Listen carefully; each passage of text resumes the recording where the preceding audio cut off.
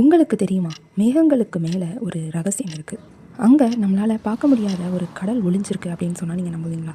ஒரு சிறுவன் எப்போதுமே வானத்தை பற்றியே யோசிச்சுக்கிட்டு இருப்பான். அவனுக்கு எல்லாரும் மாதிரி மேகங்களை பார்த்தா ஒரு பனிமூட்டை மாதிரி தோணவே தோணாது. அதற்கு மேலே ஏதோ ஒரு ரகசியம் இருக்குது அப்படின்னு தான் அவனுக்கு தோணும்.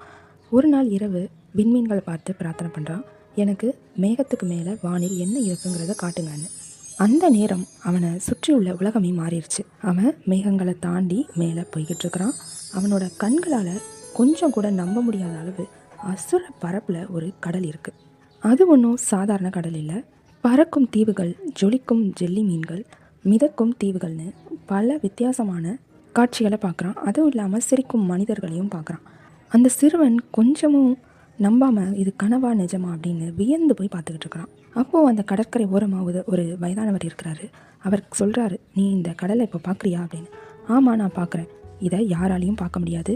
அன்பும் ஆர்வமும் நிறைஞ்ச மனசு மட்டும்தான் இதை பார்க்க முடியும்னு சொல்கிறாரு. அதே மாதிரி ஒவ்வொருத்தரும் தங்களுக்குள்ள ஒரு கடல் இருக்குது. அதுதான் கனவு கடல். அதை நீ நம்பினேன்னா அது உன் வாழ்க்கையை அழகாக மாற்றும். அந்த சிறுவன் மறுபடியும் பூமிக்கு வாரான். அவனோட அந்த மாயாஜால உலகம் எல்லாமே மறைஞ்சு போகுது. ஆனாலுமே அவன் ஆள் மனசில் அந்த வானத்துக்கு மேலே இருந்த அந்த கடலும் அந்த காட்சிகளும் அவன் மனசில் ஆழமாக பதிஞ்சிருந்தது.